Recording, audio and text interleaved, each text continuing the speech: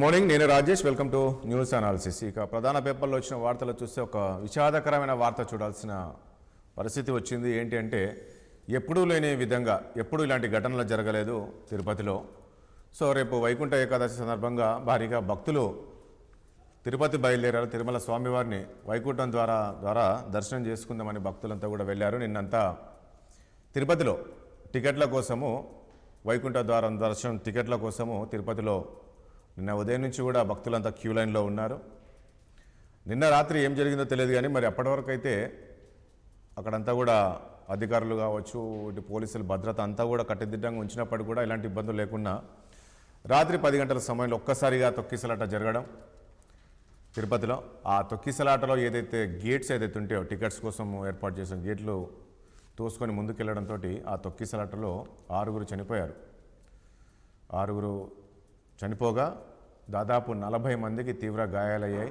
అందులో ఒక 8 మంది పరిస్థితి కూడా ఇంకా సీరియస్గా ఉన్నట్లు తెలుస్తోంది. వాళ్ళని కొందరిని ఆసుపత్రికి తరలించారు.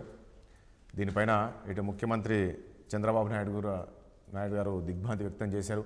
అసలు ఎలా జరిగింది ఏంటి అనేది కూడా టీటీడీ చైర్మన్తో ఫోన్లో మాట్లాడడం జరిగింది. కాసేపట్లో ముఖ్యమంత్రి కూడా తిరుపతి వెళ్ళబోతున్నారు. ఇప్పటికే మంత్రులు అసలు ఎందుకు జరిగింది, ఎందుకు ఆ పరిస్థితి వచ్చింది? ఎందుకంటే మనం చూసాం, ఎప్పుడు టీటీడీ చరిత్రలో ఎన్నడూ ఇలాంటి ఘటన జరగలేదు. మరి ఏర్పాట్లు చేయడంలో అక్కడ అధికారులు వైఫల్యం చెందారా? మరొక విషయం తెలుస్తుంది ఏంటంటే, అక్కడ తొక్కిసలాట జరిగిందో ఆ తొక్కిసలాట దగ్గర ఆ డిఎస్పీ అత్యుత్సాహం వల్లనే ఇదంతా జరిగింది అనేది కూడా ఒకటి తెలుస్తుంది. ఎందుకంటే ఆయన అక్కడ అడావిడి చేశారు, లాఠీచార్జీ టైపుగా చేయడంతో ఒకసారిగా భయభ్రాంతులకు గురయ్యారు భక్తులు అనేది తెలుస్తుంది. మరి ఈ రకంగా ఈ స్థాయిలో భక్తులు వస్తుంటారు తిరుపతికి. వైకుంఠ ద్వారం దర్శనం అంటేనే దేశవ్యాప్తంగా కూడా భక్తులు వస్తుంటారు ఆ రోజు స్వామివారిని దర్శనం చేసుకోవడానికి. ఇది ఒక 9 రోజులు. అలాంటప్పుడు మంచిగా గట్టి భద్రత చర్యలు చేపడతారు. భక్తులకు ఎలాంటి అసౌకర్యాలు జరగకుండా చూస్తుంటుంది టీడీపీ. అలాంటిది మరి ఈసారి ఎందుకు అలా చేయాల్సి వచ్చింది, మరి ఎందుకు అంత గాలికి వదిలేశారనేది కూడా తెలుస్తుంది. ఆ తొక్కిసలాట జరిగిన సమయంలో సరైన సమయానికి అంబులెన్స్ వస్తే కూడా ఇంత పెద్ద ప్రమాదం జరిగేది కాదంటున్నారు. ఎందుకంటే ఆ సమయంలో అంబులెన్సులు రావట్లేదు. అదే విధంగా పోలీసులు కూడా అక్కడ చేతులు ఎత్తేసారనేది మరొక ఆరోపణ వస్తుంది. మరి నిజంగా ఎందుకు అంత నిర్లక్ష్యంగా వ్యవహరించారు ఏంటి అనేది ఒకసారి మా ప్రతినిధి తిరుపతి నుంచి మా ప్రతినిధి సుధీర్ రెడ్డి ఉన్నారు. ఎందుకంటే ఆ ఘటన జరిగిన సమయంలో ఆయన కూడా అక్కడే ఉన్నారు. అసలు ఎలా జరిగింది ఏంటి అనేది తెలిపేందుకు మా ప్రతినిధి సుధీర్ రెడ్డిని ఒకసారి అడిగి తెలుసుకుందాం. సుధీర్ రెడ్డి, అసలు ఏం జరిగింది? నేను ఇంతకుముందు అన్నట్లు ఎప్పుడు ఇలాంటి ఘటన జరగలేదు, మొదటిసారిగా ఇలాంటి ఘటన జరిగింది. అక్కడ అధికారులు సరైన చర్యలు చేపట్టలేదా, సరైన ఏర్పాట్లు చేయలేదా? ఎందుకు ఈ ఘటన జరిగింది? అది కూడా నిన్న ఉదయం నుంచి లైన్లో ఉన్నారు అందరూ. అప్పటి వరకు ఏం కాదు, ఆ రాత్రి 10 గంటల సమయంలో ఈ ఘటన జరగడానికి కారణం ఏంటి అసలు? తిరుమల శ్రీవారి వైకుంఠ ద్వార దర్శనార్థము ఇప్పటికే 10వ తేదీ నుంచి 19వ తేదీ వరకు వైకుంఠ ద్వార దర్శనం జరగనుంది. అయితే దీనికి సంబంధించి ఈ రోజు నుంచి బుధవారం ఉదయం నుంచి దాదాపు 12వ తేదీ వరకు ఈ యొక్క 9 కౌంటర్లు ఏర్పాటు చేశారు తిరుపతిలో టోకన్లు జారీ చేయడానికి. అయితే నిన్న సాయంత్రం ఉదయం నుంచి లోకల్ గా ఉన్నటువంటి వారంతా కూడా ఎక్కడెక్కడ ఈ యొక్క కేంద్రాలు ఏర్పాటు చేశారో, ఇటు బైరాగపట్టణంలోని రామానాయుడు ఒక స్కూల్లో, అలాగే ఇక సత్యనారాయణపురం, శ్రీనివాసము, విష్ణు నివాసము, టీడీటీ అతిథి గృహాల వద్ద, భూదేవి కాంప్లెక్స్ వద్ద, పద్మావతిపురం, ఈ ప్రదేశాలంతా కూడా ఎక్కడికక్కడ ఉన్నటువంటి స్థానికులతో పాటు కూడా బయట నుంచి వచ్చేటువంటి వారంతా కూడా ఏదైతే తమిళనాడు రాష్ట్రం, కర్ణాటక రాష్ట్రం ఉంటుందో ఈ రాష్ట్రం నుంచి వచ్చేటువంటి వారు 10 వరకు వస్తుండగా ఒక్కసారిగా సాయంకాలం అయిన తర్వాత ఈ యొక్క భక్తుల తాకిడి మరింత ఎక్కువైనటువంటి పరిస్థితి అయితే ఉంది. అదే ఎప్పుడైతే ఈ కౌంటర్ ప్రదేశాలు ఓపెన్ చేసిన తర్వాత వెంటనే ఒకరిపై ఒకరు దూచుకుంటూ కింద మీద పడుతూ కౌంటర్లోకి పరుగులు తీశారు. అయితే ఇక్కడ బ్యారికేడ్లను ఏర్పాటు చేసి మహిళలు సపరేట్ గా, పురుషులు సపరేట్ గా ఏర్పాటు చేస్తున్న ఇటువంటి ప్రమాదం జరిగేటువంటి పరిస్థితి కాదనిపిస్తుంది. సుధీర్ రెడ్డి, ఒక విషయం చెప్పండి. ఈ వైకుంఠ ద్వార దర్శనం అంటేనే స్వామివారికి దేశవ్యాప్తంగా కూడా భక్తులు వస్తుంటారు. సరైన ఏర్పాట్లు చేయాల్సిన అవసరము టీటీడీకి కావచ్చు, ప్రభుత్వం. అలాంటిది ఈ స్థాయిలో భక్తులు వస్తారని తెలియదా? సరే, మీరు అన్నట్లు తొక్కిసలాట జరిగిన సమయంలో ఎందుకు అక్కడ అధికారులు లేరా? ఎందుకు తొక్కిసలాట జరగాల్సిన పరిస్థితి వచ్చింది? అయితే దీని మీద ఇప్పటికే జిల్లాకు సంబంధించినటువంటి పోలీసు యంత్రాంగం కావచ్చు, అలాగే పాలనాధికారి కావచ్చు, ఇక్కడ సంబంధించినటువంటి చైర్మన్, అధికారులంతా కూడా సమీక్షా సమావేశం నిర్వహించి పూర్తి కట్టుదిట్టల చర్యలతో వస్తున్నటువంటి భక్తులకు ఎటువంటి అవాంఛనీయ సంఘటనలు చోటు చేసుకోకుండా వారికి స్వామివారి దర్శనం అయ్యి తిరిగి వెళ్లేంత వరకు కూడా ఎటువంటి ఇబ్బందులు కలగకూడదు అనేటువంటి నిర్ణయం తీసుకుని దాని దగ్గర దాదాపు 15,000 మంది పోలీసుల్లో కూడా ఏర్పాటు చేసి బందోబస్తుగా ఏర్పాటు చేస్తామని కూడా తిరుపతి ఎస్పీ సుబ్రాయుడు కూడా తెలపడం జరిగింది. అలాగే ఇంకా జిల్లా పాలనాధికారి దీన్ని ఎప్పటికప్పుడు పరిశీలిస్తూనే ఉన్నారు. అయితే ఈ యొక్క కౌంటర్ల వద్ద ఇంత భారీ స్థాయిలో, ఎందుకంటే వైకుంఠ దర్శనం వరకు ఇప్పటి వరకు కూడా తిరుమల చరిత్రలో ఇటువంటి ఘటనలు చోటు చేసుకోలేదు. ఇప్పుడు కౌంటర్ల వద్ద తిరుపతిలో ఇటువంటి పరిస్థితి నెలకొన్నది.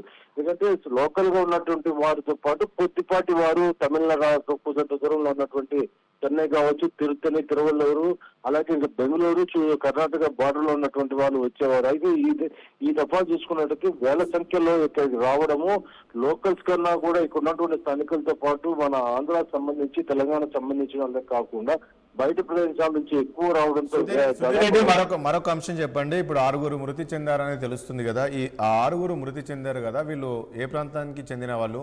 మరో 40 మందికి కూడా తీవ్ర గాయాలయ్యాయి, అందులో 8 మంది పరిస్థితి విషమంగా ఉంది అంటున్నారు. ఈ చనిపోయిన వాళ్ళు ఏ ప్రాంతానికి చెందిన వాళ్ళు? అయితే మొదట బైరాజపేట ఈ యొక్క రామారాయ స్కూల్ వద్ద ఈ యొక్క తోపులాట అనేది మరింత ఉద్రిక్త వాతావరణం నెలకొనందుతూ అక్కడ ఈ యొక్క తమిళనాడు సేలంకు చెందినటువంటి మల్లిక అనేటువంటి మహిళ ఒకసారి సోదరి పడిపోవడంతో ఆమెకి గాలి పీల్చుకోవడానికి కూడా కుదరకపోతే ఆమెకి యొక్క పంపింగ్ కూడా చేయడం జరిగింది. అయితే వెంటనే 108 ద్వారా కూడా ఆమె తిరుపతి హాస్పిటల్ తరలించారు. ఇక మిగిలిన నలుగురు తీసుకున్నట్టయితే విశాఖకు చెందినటువంటి రజని 47 సంవత్సరాలు, అలాగే లావణ్య 40 సంవత్సరాలు, శాంతి 34 సంవత్సరాలు. వీళ్ళు ముగ్గురు విజయపట్నం చెందినటువంటి వారు. ఒక వ్యక్తి మాత్రము నర్సీపట్నం చెందినటువంటి బొద్దేటి నాయుడు అనేటువంటి మగవాళ్ళు ఒకరు చనిపోయారు. అయితే మొత్తం 5 మహిళలు, ఒక మగవారు చనిపోయినటువంటి పరిస్థితి. ఇప్పటికే వీరితో పాటు ఉన్నటువంటి కుటుంబ సభ్యులంతా కూడా ఈ యొక్క ఆసుపత్రి వద్దకు, ఇటు సిమ్స్ రోడ్ ఆసుపత్రి వద్దకు చేరుకోవడం, కొంతమంది అంబులెన్స్ లో వెళ్తూ ఆ టేబుల్ డెత్ లో కూడా చనిపోయినటువంటి పరిస్థితి. ఇప్పటికీ ప్రస్తుతానికి దాదాపు 48 మంది వరకు. ఓకే సుధిరెడ్డి, మళ్ళీ మీ దగ్గరికి వస్తాను. Thank you. ఎస్, ఇక ఇదే అంశానికి సంబంధించి మనము చర్చిద్దాం. దీంతో పాటు ప్రధానంగా మరొకటి కూడా ఉంది. ఏంటంటే మనం చూస్తూ ఉన్నాం కేటీఆర్కి సంబంధించి కూడా, కేటీఆర్ ఈరోజు ఏసీబీ విచారణకు కేటీఆర్ వెళ్ళబోతున్నారు. ఎందుకంటే నిన్న కోర్టుకు కూడా వెళ్ళారు. నేను న్యాయవాదుల సమక్షంలో అడ్వకేట్ని పంపించాను, న్యాయవాది సమక్షంలో నన్ను విచారించాలని చెప్పేసి కోర్టుని అడిగినప్పుడు అలా కుదరదు, కానీ మీ విచారణ జరిగినప్పుడు పక్కనే కూర్చుంటారు. పక్కలంటే ఆయన పక్క రూమ్లో కూర్చుంటారు, మీకు అవసరం పిలవచ్చు అనే విధంగా కూడా కనుచూపు మేరల్లో న్యాయవాది కూర్చోవచ్చు అనేది కోర్టు ఆదేశాలు జారీ చేయడంతో ఈరోజు విచారణకైతే వెళ్ళబోతున్నారు.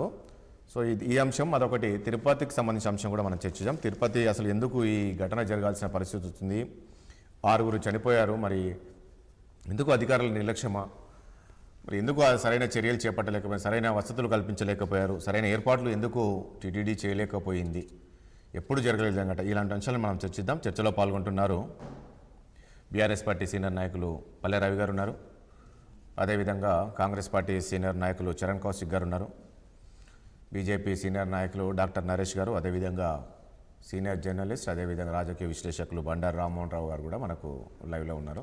ఒకసారి రవి గారు, ఈ తిరుమల ఒకసారి మనం ప్రస్తావిద్దాం. తిరుపతి ఘటన అనేది మనం ఎప్పుడు చూడలేదు, ఫస్ట్ టైం అనుకుంటా. ఈరోజు దాదాపు 6 చనిపోయారు, 40 మందికి గాయాలయ్యి, అందులో 8 మంది పరిస్థితి సీరియస్గా ఉంది అంటున్నారు. ఏంటి అసలు ఈ సరైన ఏర్పాట్లు చేయకపోవడమే, ఈ అధికారుల నిర్లక్ష్యం వల్లనే ఈరోజు ఈ ఘటన జరిగి ఉండొచ్చు అనుకోవచ్చా? ముందుగా 6 టీవీ వీక్షకులకి, ప్యానల్లో ఉన్నటువంటి మిత్రులు కౌశిక్, రామ్మోహన్ రావు గారికి, మిగతా అందరికి కూడా గుడ్ మార్నింగ్. రాజేష్ గారు, మీకు కూడా అందరికీ నమస్కారం అని. నిజంగా నిన్న తిరుపతి సంఘటన అనేది కొంత బాధాకరమైన విషయం. అది సరే, కారణాలు మిగతా ఏమైనా కూడా ఎందుకంటే బాధాకరం. అక్కడికి వెళ్ళేదే వెంకటేశ్వర స్వామి దర్శనం కోసం వెళ్తారు. కొంచెం అక్కడ జరిగినటువంటి దాంట్లో ఇక్కడ ఏంటంటే ఆ క్రౌడ్ని, ఏకాదశి ఇటువంటి ప్రత్యేక సందర్భాల్లో క్రౌడ్ అనేది తిరుపతికి సాధారణంగానే విపరీతంగా తాకిడి ఉంటుంది. అవును, ప్రత్యేక సందర్భాల్లో ఆ తాకిడి అనేది అపరిమితంగా ఉంటుంది. అసలు ఇక కొంచెం దాని తగ్గట్టుగా టీటీడీ ఏర్పాట్లు చేయటము, లేకపోతే జాగ్రత్తలు తీసుకోవటం అనేది అవసరం. అవును. ఎందుకంటే కొన్ని ప్రజలు కొన్ని సందర్భాల్లో మనం లక్షల మంది వస్తుంటారు ఈ రోజు లక్షల రేపు మంది ప్రత్యేకత ఇంకా వైకుంఠ ద్వారం దర్శనం అంటేనే అసలు దేశవ్యాప్తంగా అసలు ప్రత్యేకంగా దాన్ని దానికి చాలా ఏర్పాటు దేశవ్యాప్తంగా చేయాల్సిన అవసరం వస్తారు. ఉండాలి. అవును. ప్రత్యేకంగా ఎందుకంటే ఆ గత అనుభవాలు సరే ఈ గతంలో ఎన్నడూ కూడా జరగలేదు. జరగలేదు. సరే ఈ గతంలో ఎప్పుడు జరగలేదు కాబట్టి ఎప్పటికీ జరగదని కూడా అనుకోకూడదు. ఒక్కోసారి జరగకూడదు, జరిగినప్పుడే కదా బాధ అనిపించేది. ఇటువంటిది సేమ్ మొన్న సందర్భం కాదు కానీ అట్లా మొన్న అల్లు అర్జున్ సినిమా సందర్భంలో కూడా ఇట్లా ఒక్కోసారి ఏమవుతుందంటే క్రౌడ్ కంట్రోల్గా ఉండదు. కొంత దాని సందర్భాల్లో ఏమవుతుంటే ప్రత్యేకంగా ఏర్పాట్లు చేసి జాగ్రత్తలు అయితే తీసుకోవాలి. తీసుకోకపోవటం వల్ల ఏమైందంటే 6 చనిపోయారు, అందులో 5 మహిళలే. అవును, 5 మహిళలు, 5 మహిళలు, ఒక జంటు, ఇంకా 40 మంది ఇంకా తీవ్రంగా గాయపడి ఉన్నారు. దాంట్లో కూడా సరే ఇప్పటికైతే ఏం జరగకూడదని చెప్పేసి అందరం కోరుకుందాం. అంటే అక్కడ మనకు తెలుస్తున్నది ఏంటంటే కనీసం ఆ తొక్కిసలాట జరిగిన సమయంలో సరైన సమయానికి అంబులెన్స్ కూడా రాలేదంటున్నారు. అంబులెన్స్ వచ్చినా ఇంకా బాగుండేది, అసలు ఇంతమందికి గాయాలు అయ్యేది కాదు. పోలీసులు కూడా చేతులు ఎత్తేశారు. అంటే ఇంత నిర్లక్ష్యంగా వివరించారు అనేది ఈరోజు అక్కడ భక్తులు చెప్తున్నారు. విమర్శ ఉన్నది. సరే ఇది రాజకీయాలకు కొంత వాస్తవంగా మాట్లాడకూడదు, కానీ ఎందుకంటే వాస్తవం అయితే ఏంటంటే అంత క్రౌడ్ ఎక్స్పెక్ట్ చేస్తున్నప్పుడు ఏ సంఘటన అయినా జరిగే అవకాశం ఉంటుంది. కాబట్టి అంబులెన్సు మిగతా ఏర్పాట్లు తప్పనిసరిగా చేసి ఉండాలి. అవును, అంబులెన్స్ రప్పించడం కాదు, అప్పటికే అక్కడ సిద్ధంగా ఉండాలి. ఆ క్రౌడ్ అంత మాస్ క్రౌడ్ ఉన్న దగ్గర అంబులెన్స్లు అనేది రకరకాల కారణాలతోటి యాక్సిడెంటే జరగక్కర్లేదు, ఇటువంటి ప్రమాదమే జరగక్కర్లేదు. ఆ తొక్కిసలట్లో ఊపిరాడకనే ఎవరికన్నా గుండె నొప్పి ఇంకోటి దీర్ఘకాలిక జబ్బులు ఉన్నటువంటి వాళ్ళు కూడా ఇబ్బంది పడే అవకాశం ఉంటుంది. అటువంటి వాళ్ళ కోసమైనా అంబులెన్స్ అనేది ఇక్కడ సిద్ధంగా ఉండాలి. అవి టీటీడీ కానీ ప్రభుత్వం కానీ ఆ ఏర్పాట్లు ఎప్పటికీ ఆ జాగ్రత్తలు తీసుకోవాలి. 2 పోలీసులు కూడా కొంత ఇప్పుడు ప్రాథమికంగా వస్తున్నటువంటి సమాచారాన్ని పెట్టండి, పోలీసులు కూడా కొంత నిర్లక్ష్యంగా వ్యవహరించారో ఏదో అన్నది ఒకటి వస్తున్నది. అటువంటి అనేది ఎందుకంటే ఇంత మాస్ క్రౌడ్ వచ్చే దగ్గర అన్ని రకాల ఏజ్ గ్రూపుల వాళ్ళు వస్తారు. వాళ్ళు ఒక వృద్ధులు వస్తారు, పిల్లలు వస్తారు, మహిళలు వస్తారు, పేషెంట్స్ కూడా వస్తారు. ఎందుకంటే ఏదో జీవితకాలంలో ఒకసారి దర్శనం చేసుకోవాలనుకుంటే దీర్ఘకాలిక జబ్బులతో బాధపడేటటువంటి వాళ్ళు కూడా వస్తుంటారు. కాబట్టి వాటన్నిటిని దృష్టిలో పెట్టుకొని అటు టీటీడీ కానీ ప్రభుత్వం కానీ పోలీస్ మీద అన్ని రకాల తీసుకోకపోవటం వల్ల ఏంటంటే సంఘటన జరిగినప్పుడు ప్రాణ నష్టం జరగకుండా ఉండే అవకాశం ఉండేది, ఏర్పాట్లు కనుక జరిగి ఉంటే. కరెక్ట్. అది ఎక్కడో నిర్వహణలో ఒక నిర్లక్ష్యం అయితే కనిపిస్తుంది. నరేష్ గారు, ఈ తిరుపతి ఘటన ఎట్లా చూస్తారు? ఎందుకంటే కూటమి ప్రభుత్వమే ఉంది అక్కడ ఏపీలో. ఈరోజు ఈవెన్ ప్రతిపక్ష పార్టీకైనా అంటే ఈవెన్ జగన్మోహన్ రెడ్డికి కూడా ఒక మంచి అవకాశం దొరికింది. గతంలో మేము చేసాక ఎప్పుడు ఇలా జరగలేదు అనేది. ఎందుకంటే ఈ అధికారులు ఏర్పాట్లు చేయడంలో నిర్లక్ష్యం వహించారు అంటారా ఈ ప్రమాదానికి జరగడం కారణం? నరేష్ గారు, గుడ్ మార్నింగ్ అండి మిత్రులందరికీ. చాలా బాధాకరమైన విషయము నిజంగా. ఏదైతే తిరుపతిలో జరిగిన తొక్కిసలాటని చాలా బాధాకరమైన విషయం. నేను దాని చింతిస్తున్నాను. ఎందుకంటే తిరుపతిలో ఇంతవరకు ఇలాంటి సంఘటనలు చరిత్రలో జరగలేదు. అయితే గతంలో ఏదైతే ఈ యొక్క వైఎస్ఆర్సీపీ గవర్నమెంట్ వచ్చిన తర్వాత 2022 నుంచి వాళ్ళు ఎక్కువ మందికి వైకుంఠ దర్శనం చేయించాలి, వైకుంఠ ద్వార దర్శనం చేయించాలి అని చెప్పేసి ఈ వైకుంఠ ఏకాదశి సందర్భంగా వాళ్ళు 2022 నుంచి ఈ ఏర్పాట్లు చేసినారు. ఈ ఎక్కువ మందికి టోకెన్లు పెట్టడం, గతంలో 8 ఇచ్చినారు. దాని కాదని ఒకటి పెంచి ఇంకా 9 టోకెన్లతోటి 90 కేంద్రాలుగా పెట్టి 9 ప్లేస్లలో 90 పెట్టేసి చాలా మందికి ఇవ్వాలి అని చెప్పినారు.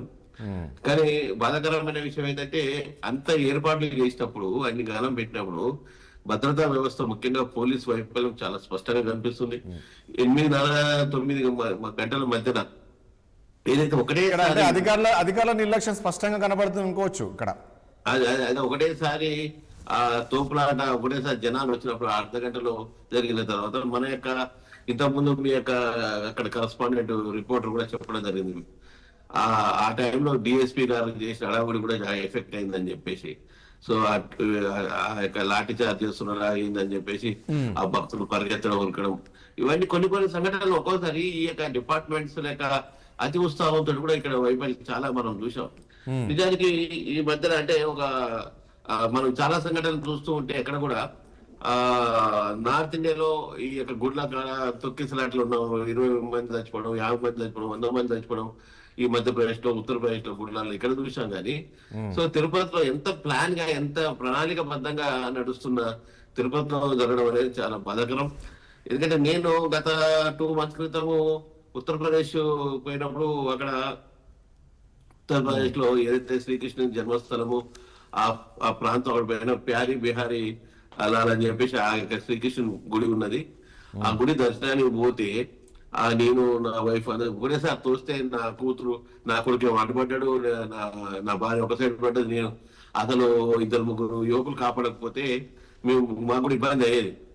ఆ భగవంతుని దేవలో బయటపడి అప్పుడు అసలు చెమటలు పట్టేసి నాకు అసలు అనిపించింది అంటే విషయం ఏంటంటే ఒకటండి, నిన్న ఉదయం నుంచి కూడా భక్తులు అక్కడ క్యూ లైన్ లో ఉన్నారంట. మార్నింగ్ నుంచి ఉన్నప్పుడు కూడా అధికారులు కనీసం అక్కడ స్పందించలేదు. సాయంత్రం వచ్చి అది హడావుడి చేయగానే పోలీసులు కావచ్చు దాంతో ఒక్కసారిగా తొక్కిస్తారట. గేట్ ఓపెన్ చేయగానే పరిగెత్తుకుంటూ వెళ్ళారంట. రాజేష్ గారు, నేను అదే చెప్పుకుంటూ వస్తున్నాను. అప్పుడు అక్కడ ఆ సంఘటన అనిపించిన తర్వాత మా యొక్క తిరుపతిలో రోజుకు 1,00,000 మంది దర్శనాలు కూడా అయితే ఒక్కోసారి 78,000 కామన్ అయితే అక్కడ తొక్కిసలాటే 10-15 వేలకి ఇంత పెద్ద తొక్కిసలాటైంది ఆయన అని చెప్పేసి అప్పుడు నేను అనుకున్నాను.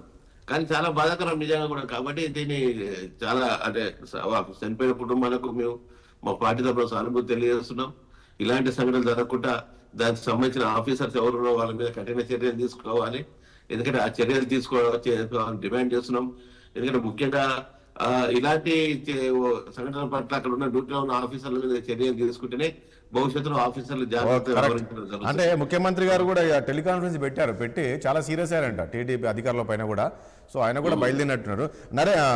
చరణ్ కౌశిక్ గారు, గుడ్ మార్నింగ్ అండి. చరణ్ కౌశిక్ గారు, ఈ ఘటన చూస్తుంటే స్పష్టంగా ఇక్కడ టీటీడీ అధికారుల నిర్లక్ష్యం స్పష్టంగా కనబడుతుందా? ఈరోజు ఈ స్థాయిలో తొక్కిసలాట జరిగిందంటే దాదాపు ఎప్పుడు జరగలే.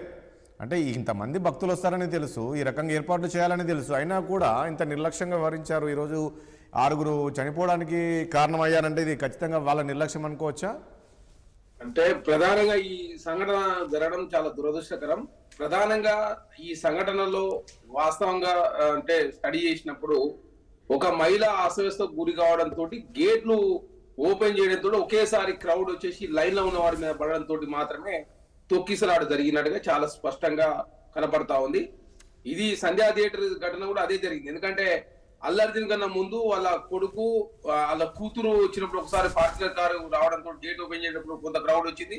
రెండోసారి వాళ్ళ మామ వాళ్ళ కొడుకు వచ్చినప్పుడు స్కార్పియో వెహికల్ వచ్చినప్పుడు మళ్ళీ గేట్ తీస్తే మళ్ళీ క్రౌడ్ వచ్చింది. మూడోసారి అల్లర్జున్ రావడంతో గేట్ ఇరిగిపోయిన పరిస్థితిలో అక్కడ తొక్కిసలాట జరిగింది. సేమ్ అదే విధంగా తిరుపతిలో కూడా ఒక మహిళ పొద్దున్న నుంచి కూర్చోవడంతో అక్కడ అస్తవ్యస్త గురి కావడంతో ఆమెను కాపాడే ప్రయత్నంలో భాగంగా గేట్ ఓపెన్ చేస్తే ఒకేసారి టికెట్ ఇస్తారని చెప్పేసి ఒకేసారి లైన్ లో ఉన్న వాళ్ళకి వచ్చి తగిన గుంపు తగలంతో ప్రధానంగా అక్కడ తొక్కిసలాట తగలంతో ప్రధానంగా 6 మంది మహిళలు చనిపోయారు.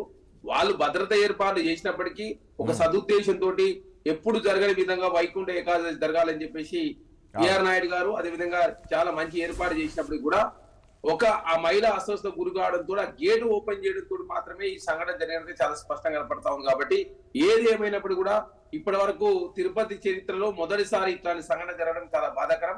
ఎందుకంటే తిరుపతి అంటేనే చాలా పవిత్ర పుణ్యక్షేత్రం. అదే కాకుండా భారతదేశంలో ఉన్నటువంటి భక్తులతో కూడా వస్తుంటారు. ఈసారి వైకుంఠ ఏకాదశి కూడా విఐపి దర్శనాలు కావచ్చు, అదేవిధంగా ఇట్లాంటి దర్శనాలు ఉండవని చెప్పేసి కూడా బిఆర్ నాయుడు గారు చాలా స్పష్టంగా ముందస్తుగానే ప్రకటించిండు. అదే కాకుండా 8 టోకెన్ నుంచి అక్కడ 9 కౌంటర్లో దాదాపు ఒక్కొక్క కౌంటర్ లో 10 కౌంటర్లు మొత్తం అంటే 90 కౌంటర్లు ఏర్పాటు చేసిన సందర్భం. కాబట్టి ఇక్కడ మహిళా అస్వస్థ గురి కావడంతో గేట్ ఓపెన్ చేసినట్టు మాత్రమే ఆ సంఘటన జరిగినట్టు చాలా స్పష్టంగా కనపడుతుంది. ఒకేసారి భక్తులు తాకిడి పెరగడంతో అక్కడ తొక్కిసలాట జరగడంతో ఆ సందర్భంగా అనుకోకుండా జరిగిన సంఘటన కాబట్టి పోలీసు వారు కూడా కొంత కంట్రోల్ చేయకపోయినట్టుగా కనపడతా ఉంది. రైట్.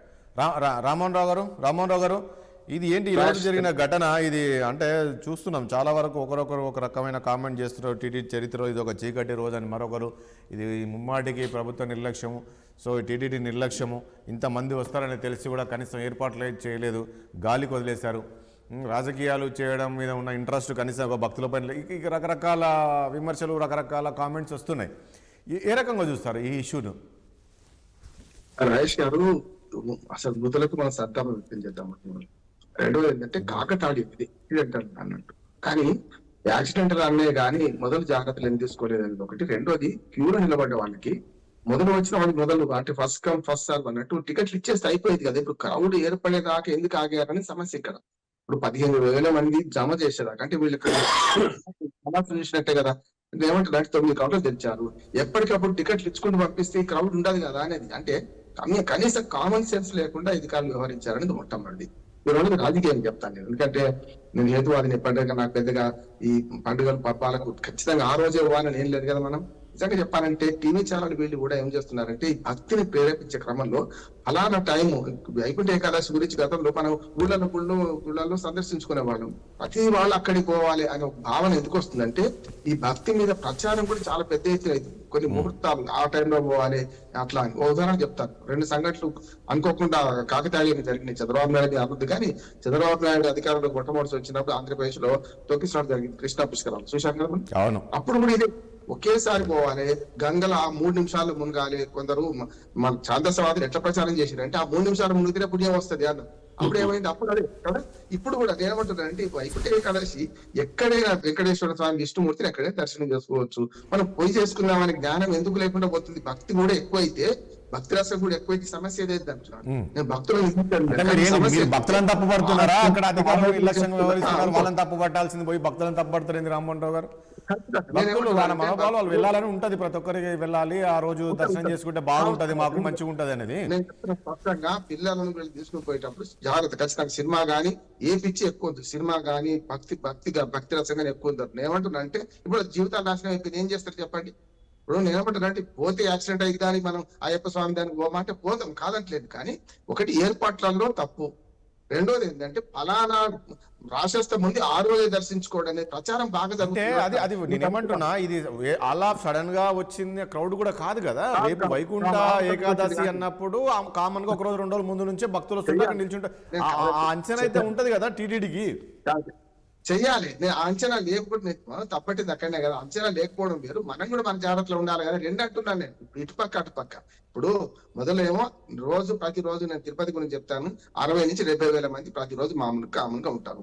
ఇవాళ ఎక్కువ ఇచ్చిన అనుకోండి, ఎక్కువ ఇచ్చింది టికెట్ల కాడ కదా. ఇప్పుడు నిజంగా దర్శనం కాడ గొడవ అయితే పూర్తి తప్పటి. దర్శనం కాడ స్పష్టంగా మన కంపార్ట్మెంట్లు ఏర్పాటు చేశారు, ఏ టైం అంటారు, మజ్జిగ ఇస్తారు, భోజనం ఇస్తారు, అన్ని రకాల ఏర్పాట్లు చేస్తున్నారు. ఇది అట్లా కాదు, ఓన్లీ టికెట్ల కోసం క్యూ, కరెంట్ టికెట్ల కోసం క్యూ. కనుక క్యూ మొత్తం ఆగేదాకా ఎందుకు ఆగారని నేను మొదలే చెప్పాను కదా రాజేష్ గారు. మొదలేమంటున్నానంటే ఆ మొత్తం 15,000 మంది జమ అయ్యేదాకా ఎందుకు టికెట్లు ఇవ్వలేదు? వచ్చిన వాళ్ళకి వచ్చినట్టు ఇస్తే అయిపోయేది కదా.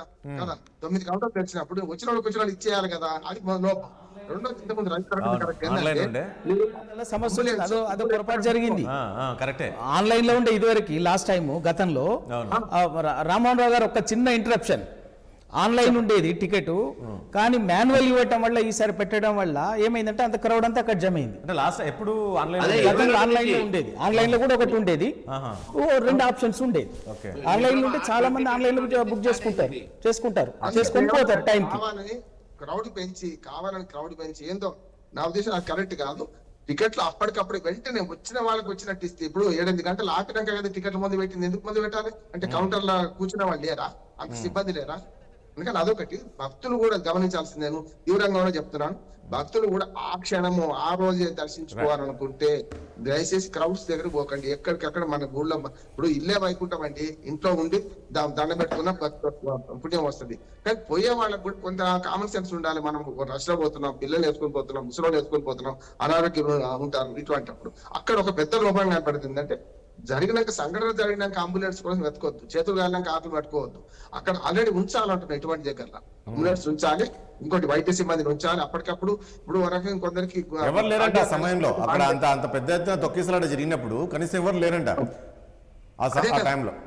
మహిళలకు ప్రత్యేక కౌంటర్ కూడా లేవు అక్కడ. మహిళలకు ప్రత్యేక కౌంటర్ కూడా అక్కడ మహిళలకు ప్రత్యేక కౌంటర్ పెట్టలేదంటే అందరిని ఒకే దగ్గర వదిలేయడంతో. అదొకటి వృద్ధులు పాపం ఈ గేట్ ఓపెన్ చేసినప్పుడు వృద్ధుల మీద ఒకేసారి క్రౌడ్ పడతారు. అవును కరెక్ట్. ఇవన్నీ కూడా అంటే దానికి ఒకే కారణం కాదా, గేట్ ఓపెన్ చేస్తే ప్రధాన కారణంగా కనపడతాం.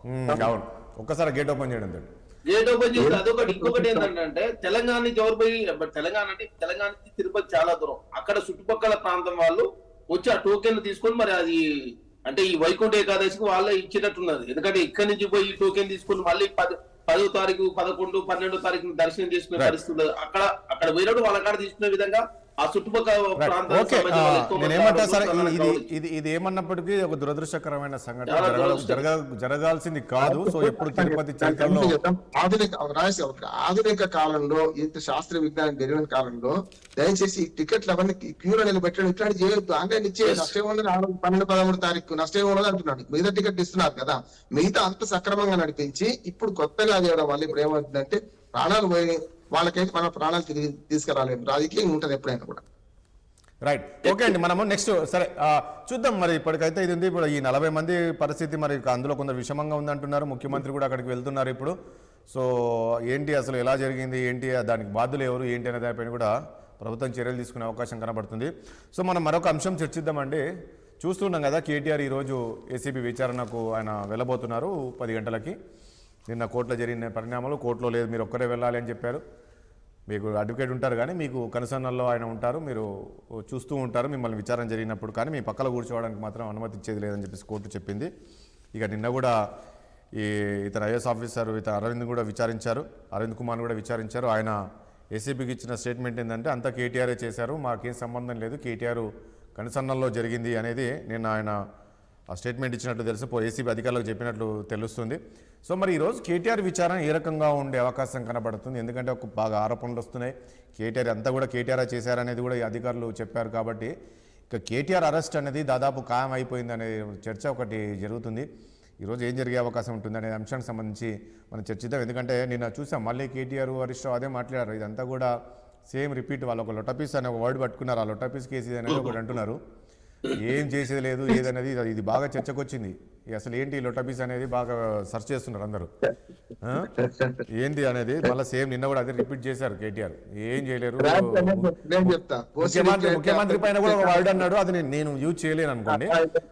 అర్థం చెప్తానండి. ఇప్పుడు గతంలో మనకు బోసిడికి అంటే పెద్ద చర్చ జరిగింది. నా మొత్తం వీడియోలో అదే ఎక్కువ బాగా అయింది. తప్పు అంటే ఇటువంటి సంచలనం ఉన్నాయి. రొట్టెబీస్ కట్టాను ఉంటారు సార్ మన దగ్గర, ఫ్రూట్ చెట్లను ఉండేవి. ఇప్పుడు దాన్ని శాస్త్రీయంగా వేరే ఉంది కానీ అవి వరుసగా ఎక్కడ పడితే నీళ్ళు ఉంటే మొలుస్తాయి. అవి లోపల మధ్యన హోల్ ఉంటది, లొట్టబీస్ కట్ ఇస్తే పోతుంది.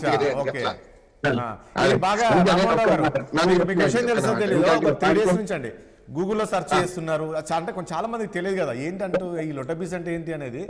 సో రైట్, ఒకసారి రవి గారి దగ్గరికి వెళ్తారు. రవి గారు ఏంటి ఈరోజు మీ నాయకుడు విచారణకు వెళ్తున్నారు, ఎట్లా ఉండే అవకాశం కనబడుతుంది ఏంటి? నిన్న విచారణ మనం చూసాం, అరవింద్ కుమార్ను విచారించారు, ఇక్కడ వేణరెడ్డి ఈడీ విచారించింది. మొత్తం అంత కేటీఆర్ ఉన్నాడు దీని వెనక, అంతా కేటీఆర్ చెప్తేనే మేము చేసాం, అయినా మేము చెప్పినాం ఇది అట్లా చేయకూడదు అని చెప్పినా కూడా లేలే మళ్ళీ నెక్స్ట్ మనమే అధికారంలోకి వస్తాం, నేను ప్రామిస్ చేస్తున్నా, గోయడ్ మేము చెప్తున్నా కదా మీరు చేయండి అని చెప్పేసి అరవింద్ కుమార్కు చెప్పారంట. సో ఆయన నేను ఏసీబీ అధికారులు కూడా అదే చెప్పారు. రాజేష్ గారు మీరు చెప్పింది నిజమే. కేటీఆర్ గారు నేను విధానపర నిర్ణయం తీసుకోలేదని చెప్పి చెప్పలేదు కదా, ఎక్కడ కూడా చెప్పట్లేదు కదా, చాలా స్పష్టంగా చెప్పాను. దీన్ని విధానపరమైన నిర్ణయం తీసుకున్నది నేనే, యాజ్ ఏ మున్సిపల్ పరిపాలనా శాఖ మంత్రిగా నేనే తీసుకున్నాను. ప్రొసీజర్ ఫాలో అవ్వలే, ఖచ్చితంగా నేను తీసుకున్నాను చెప్పేసి చెప్పిండు. దానికి సంబంధించినటువంటిది ఆ జరిగిన పరిణామాలలో దానికి సంబంధించినటువంటి పేమెంట్ చేయమని చెప్పేసి చెప్పిండు. ఆ ప్రొసీజరు మిగతా అన్నీ కూడా అథారిటీస్ చూసుకోవాలి. ఆ సమయంలో విధానపర ఏ మంత్రి అయినా ముఖ్యమంత్రి అయినా విధానపర నిర్ణయాన్ని తీసుకుంటారు. దాన్ని అమలు చేసేది అధికార యంత్రాంగం ఉంటుంది. ఆ సమయంలో ఎలక్షన్లు మిగతా ప్రాసెస్ అంత ఉన్నది కాబట్టి దానికి ఏం చేస్తారు, పేమెంట్ అయితే చెయ్యండి అని చెప్పేసి చెప్పండి. మీరు పేమెంట్ చేయండి. ఎందుకు అంటే అది ఒక ప్రతిష్టాత్మకమైనటువంటి ఈ ఫార్ములా తెలుసు దానికి. ఇవాళ దేశంలో ప్రపంచవ్యాప్తంగా దానికి ఎంత ఉందో దాన్ని కేటీఆర్ గారు తీసుకున్నది కూడా దేనికోసం, ఒక తెలంగాణకి హైదరాబాద్కి ఒక బ్రాండ్ ఇమేజీ, దాన్ని విశ్వనగరంగా, తర్వాత హైదరాబాద్లో తెలంగాణని రేపు నెక్స్ట్ జనరేషన్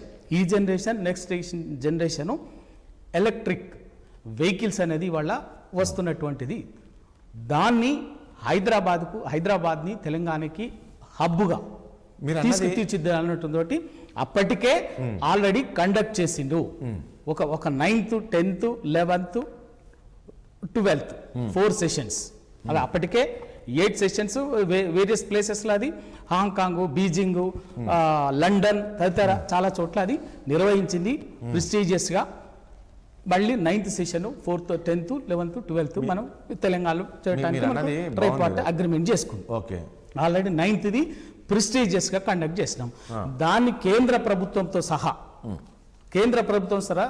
చాలా గొప్పగా అప్రిషియేట్ చేసింది కేంద్ర ప్రభుత్వం కూడా. అప్పుడు నితిన్ గడ్కరీ గారు, అప్పటి యూత్ స్పోర్ట్స్ మినిస్టరు వచ్చిండ్రు, స్పోర్ట్స్ స్టార్స్, అదంతా కూడా కరెక్టే. మీరు రవి గారు ఏమంటున్నా, నిన్నటి వరకు కూడా కేటీఆర్ సరే విచారణకు వెళ్ళి వస్తారులే అని అనుకున్నారు. కానీ ఈరోజు మనము చూస్తే నిన్న అరవింద్ కుమార్ గారు విచారణ చేసిన తర్వాత కూడా తెస్తే మీరు అన్నది కరెక్టే. కేటీఆర్ ఒక బ్రాండ్ కోసం చేశారని మీరు అంటున్నారు. ఈ బ్రాండ్ కోసం చేసిన కేటీఆర్ ఏమంటారు ప్రొసీజర్ ఫాలో అవ్వలేదనే కదా. ఇప్పుడు దాదాపు 49 కోట్ల రూపాయలు బదిలీ చేశారంటే ఖచ్చితంగా ఇందులో ఒక క్యాబినెట్ అప్రూవల్ ఉండాలి, ఫైనాన్స్ డిపార్ట్మెంట్ అప్రూవల్ ఉండాలి.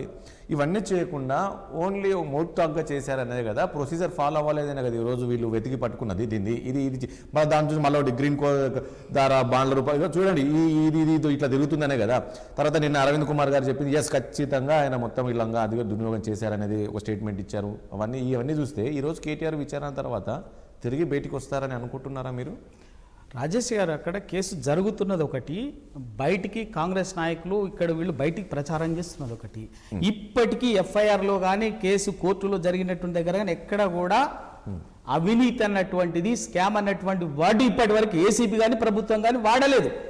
కానీ బయటికి మాత్రం ప్రచారం ఇస్తుంది. అక్కడ జరిగింది ఏంది మీరు చెప్పిన అక్కడ జరిగింది ఏమైనా ప్రొసీజరల్ ఇర్రెగ్యులారిటీస్ ఏమైనా జరిగి ఉండొచ్చు.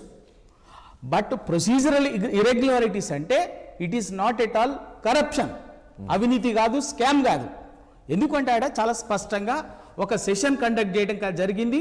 దానికి సంబంధించినటువంటి తెలంగాణకి దాదాపుగా 50 కోట్లు ఖర్చు పెడితే తెలంగాణకి 800 కోట్లు ప్రత్యక్షంగా ఆర్థికంగా ప్రయోజనం జరిగిందని చెప్పేసి నెల్సన్ అనేటువంటి most prestigious organisation survey report ఇచ్చింది. 2 అదే సందర్భంగా రేస్ కండక్ట్ చేసినటువంటి ఆ వారంలో తెలంగాణకి దాదాపు 15,000 కోట్ల పెట్టుబడులు వచ్చినాయి బ్యాటరీ ఎలక్ట్రికల్ రంగంలో. అందులో మనం బాగా తెలిసినటువంటి అమర్ రాజా కంపెనీనే 9,500 కోట్లని అగ్రిమెంట్ కూడా చేసుకుంది అదే టైంలో.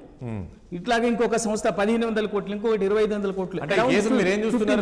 అయితే ఇంకోటి కూడా అదే టైంలో హైదరాబాద్ లో స్పెషల్ గా దాదాపు 75 కోట్ల జిఎస్టి ఓన్లీ ఈ కనెక్టెడ్ యాక్టివిటీస్ లో అదనంగా వచ్చింది.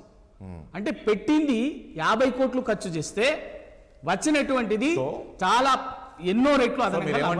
అయితే ఇక్కడ ప్రొసీజరల్ ఇర్రెగ్యులారిటీ జరిగి ఉండొచ్చు. ఎందుకంటే ఆ టైంలో జరుగుతున్న టైంలో ఒక మంత్రిగా విధానపరమైనటువంటి నిర్ణయం తీసుకున్నాడు. విధానపరమైనటువంటి నిర్ణయం తీసుకొని దాన్ని ఫైల్ రన్ చేయమని చెప్పేసి చెప్పిండు. ఎప్పుడు దానికి రన్ చేసిండు మున్సిపల్ శాఖ బరాబర్ ఖచ్చితంగా అవినీతి కాదు, స్కామ్ కాదు. అక్కడ డబ్బులు ఇచ్చింది నిజము. అక్కడ ఎఫ్ఈఓ సంస్థ అది ఏదైతే చెప్పినటువంటి సంస్థ మాకు వచ్చింది, మా అకౌంట్ లో ఉన్నది అని చెప్పింది.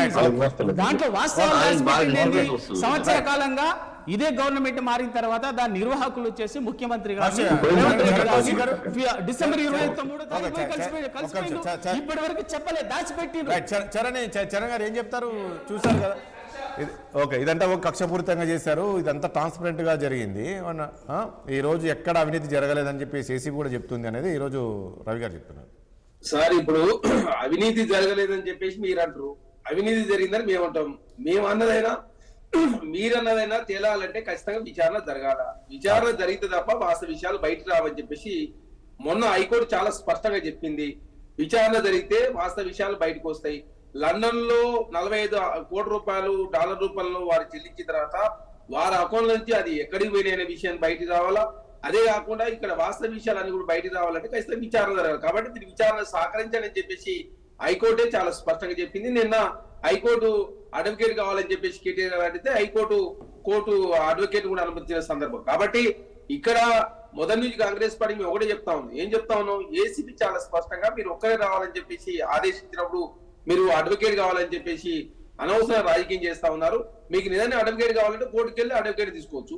లేదు నిజంగానే మీరు అరెస్ట్ అయి ఉంటే ఖచ్చితంగా అడ్వకేట్ పెట్టుకునే అధికారం అరెస్ట్ అయిన వ్యక్తికి ఉంటుందని చెప్పేసి చట్టం చెప్తా ఉంది. కాబట్టి చట్టం ప్రకారం మాత్రమే ఏసీపీ ముందుకు పోతా ఉంది. అనవసరం దీని విషయం రాజకీయం చేద్దంటే రాజకీయం చేసే ప్రయత్నం చేసి లాస్ట్ కోర్టు పేరు కోర్టు అనుమతి ఇచ్చింది. ఇప్పుడు అడ్వకేట్ తీసుకుపోవచ్చు అని చెప్పేసి చాలా స్పష్టంగా కోర్టు అనుమతి ఇచ్చిన తర్వాత తీసుకుపోయే అవకాశం ఉంది. అదే కాకుండా ఇక్కడ మొదటి నుంచి ఏంటంటే ఒప్పందం చేసుకుందేమో మీరు మున్సిపల్ శాఖ తోటి, చెల్లింపులు చేసిందేమో హెచ్ఎండిఏ నుంచి. అదే కాకుండా నోటు ఫైలు 27వ తారీఖు నాడు సంతకం పెడితే 25వ తారీఖు నాడే పేమెంట్ జరిగిపోయింది. అదేవిధంగా మొదటిసారి 23 కోట్ల రూపాయలు. అదేవిధంగా అప్పుడు ఆర్థిక శాఖ అనుమతి లేదు, న్యాయశాఖ అనుమతి లేదు, అదే కాకుండా కేబినెట్ అనుమతి లేదు. రెండోసారి 23 కోట్ల రూపాయలు చెల్లించేటప్పుడేమో ఎలక్షన్ కోడ్ అమల్లో ఉన్నది. అమల్లో ఉన్నప్పుడు ఎలక్షన్ కమిషన్ అనుమతి తీసుకోవాలి, ఆర్థిక శాఖ, న్యాయశాఖ. అదే కాకుండా మీరు డాలర్ రూపంలో చెల్లించేటప్పుడు ఆర్బీఐ అనుమతి తీసుకోలేదు, ఫెమా అనుమతి తీసుకోకపోవడం మూలంగా రాష్ట్ర ప్రభుత్వం మీద 9 కోట్ల రూపాయలు ఫెనాల్టీ ఇవ్వడంతో ప్రధానంగా 46 కోట్ల రూపాయలు, 9 కోట్ల రూపాయలు అంటే మొత్తం 55 కోట్ల రూపాయలు ప్రజాధనం వృధా అయింది. అదే కాకుండా కేటీఆర్ గారు ఏమంటారు, నా మీద ఏసీబీ కేసు ఎట్లయితే ఏసీబీ నేనెట్ల పరిధిలోకి వస్తానని చెప్తారు.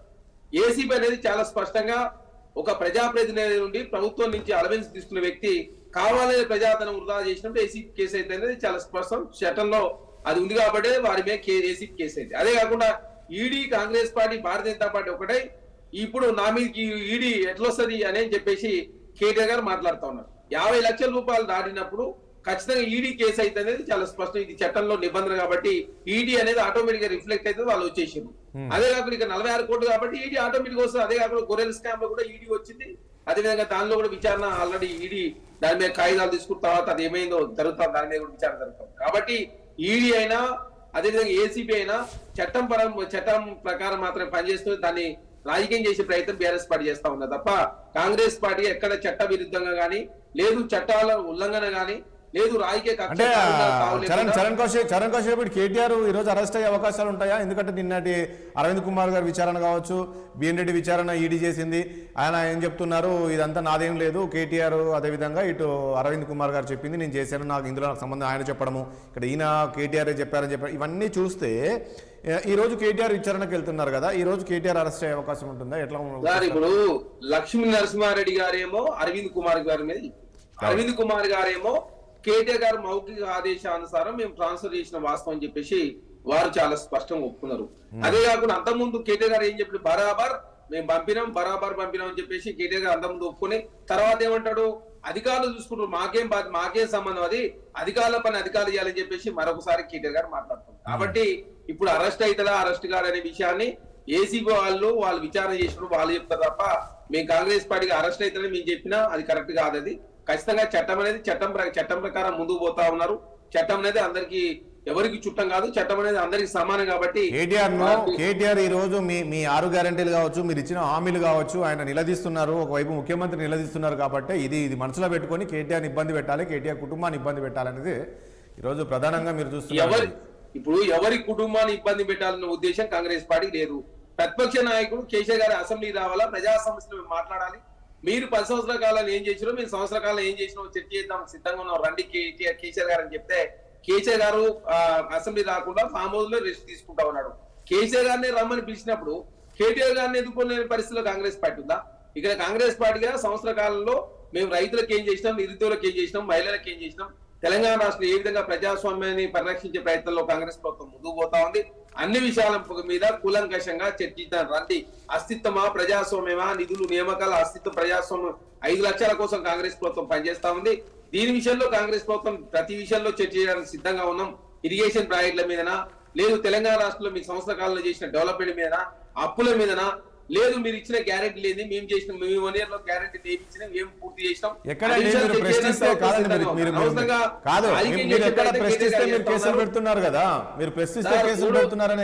కేసులు అనవసరంగా ఎవరి మీద పెడతలేరండి. 3వసారి అధికారులకు వస్తాం అని చెప్పేసి కేటీఆర్ గారు అతి విశ్వాసం మూలంగా మాత్రమే ఈ సంఘటన చాలా స్పష్టంగా జరిగింది. కాబట్టి దానిలో భాగంగా ఆ బిజినెస్ రూల్స్ ఉల్లంఘన జరిగింది, వయలేషన్ జరిగింది, చట్టాల ఉల్లంఘన జరిగింది. కాబట్టి చట్టం తన పని తాను చేసుకునే ప్రయత్నంలో భాగంగా ముందుకు పోతా ఉంది. అనవసరంగా తెలంగాణ రాష్ట్రం రాజకీయాల సందర్భం మాత్రం రాజకీయాలు చేయాలి, మిగతా సందర్భాలు రాష్ట్ర ప్రయాణాలు ముఖ్యం అని చెప్పేసి ప్రభుత్వం భావిస్తుంది. ఆ దిశగా మాత్రమే తెలంగాణ రాష్ట్రంలో కాంగ్రెస్ ప్రభుత్వం పనిచేస్తుంటే చూసి లేక కాంగ్రెస్ ప్రభుత్వం విమర్శ చేస్తే ఎవరేం చేయలేరు. ఖచ్చితంగా రాజకీయంగా కాంగ్రెస్ పార్టీ రాజకీయ పరమైన నిర్ణయాలు ఉంటాయి. Development act okay okay Charan Kaushik గారు చరణ్ గారు ఒక్క నిమిషం చరణ్ గారు ప్లీజ్ ఒక్క నిమిషం. నరేష్ గారు ఇక్కడ ఒక పాయింట్, ఇక్కడ ఈ రోజు కేటీఆర్ను ఏ రకమైన ఇబ్బంది పెడుతున్నారో, కేటీఆర్ పైన ఏ రకంగా కేసు నమోదు చేస్తారో, ఇందులో ఖచ్చితంగా బీజేపీ పాత్ర కూడా ఉందనేది ఈరోజు కేటీఆర్ చెప్తున్నారండి. వీళ్ళిద్దరు ఎలా పెని వేసుకున్నారో చూసాం కదా, బీజేపీ కాంగ్రెస్ అనేది కేటీఆర్ని ఇబ్బంది పెట్టాలని చూస్తున్నారు మీరందరినీ. ఇప్పుడు కేటీఆర్ మాట్లాడే మాటలకు అర్థం పర్థం లేకుండా అయిపోయింది. అసలు ఆయన చదువుకున్న వ్యక్తి, మరి ప్రపంచ దేశాలు తిరిగి వచ్చిన వ్యక్తి, ఏం మాట్లాడుతున్నో అర్థం అవ్వట్లేదు ఆయనకు. ఇప్పుడు విషయం ఏంటంటే నిన్న అరవింద్ కుమార్ గానీ ఏలన్ రెడ్డి గారు ఆయన అరవింద్ కుమార్ చెప్పాడు నేను చేసిన, కేంద్రం చెప్పాడు మొత్తం మంత్రి గారు చెప్పాడు నేను చేసిన ఓపెన్ గా చెప్పడం జరిగింది. ఇక్కడ రాజ్యాంగం పట్ల అంటే ప్రభుత్వము చట్టం పట్ల అవగాహన లేకుండా తన ఒక రాజరికం లాగా భావించుకొని చేసిండు.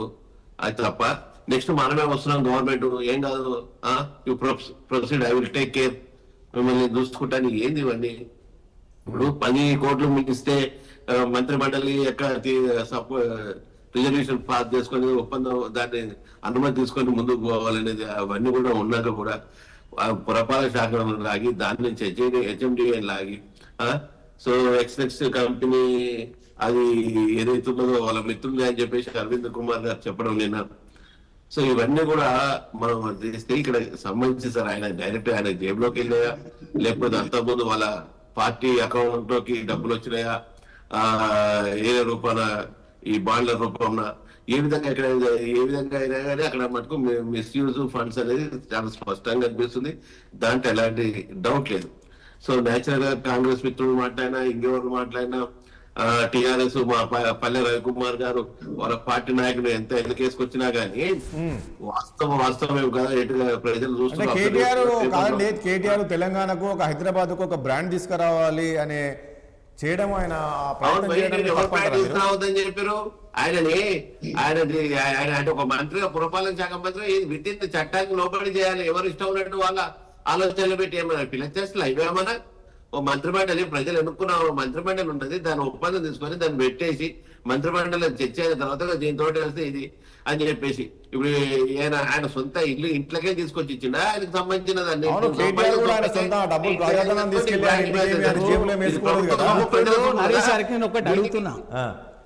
ఈ దేశంలో ఒక 100 కార్పొరేట్ కంపెనీలకు గడిచిన 10 సంవత్సరాల కాలంలో దాదాపు 16 లక్షల కోట్లని కేంద్ర ప్రభుత్వం నరేంద్ర మోడీ గారి ప్రభుత్వం అప్పనంగా మాఫీ చేసింది. ఎవరు సమాధి ఏ క్యాబినెట్ లో చర్చించింది, ఏ మంత్రి మండలి చర్చించింది? ఎందుకండి ఇవాళ నిజంగా కూడా ఒక మంత్రి గాని, ముఖ్యమంత్రి గాని, ప్రధానమంత్రి గాని విధానపరమైన నిర్ణయాలు తీసుకుంటారు. ఆ విధానపరమైన నిర్ణయాలు తీసుకున్న తర్వాత అమలు చేసేదాన్ని కేటీఆర్ గారు ఎక్కడ నేను నాకు సంబంధం లేదా అనలేదే. నేను ఖచ్చితంగా విధానపరమైన నిర్ణయం తీసుకున్నాను, దాన్ని ఇవ్వండి. ఎందుకంటే ఎలక్షన్ టైంలో ఆ సంస్థ ఒకటి అది మోస్ట్ ప్రెస్టీజియస్ వెనక్కి పోవద్దు మన దగ్గర నుంచి తెలంగాణకు. ఇది మళ్ళీ ఒక్కసారి వెనక్కి పోతే మనం తెచ్చుకోలేము. 20 సంవత్సరాల నుంచి చంద్రబాబు నాయుడే ప్రయత్నం చేసినామని చెప్పేసి చెప్తే అదే రోజు నితిన్ గడ్కరీ గారు గొప్పగా చెప్పిండు, కేంద్ర స్పోర్ట్స్ మంత్రి వచ్చిండు గొప్పగా చెప్పిండు.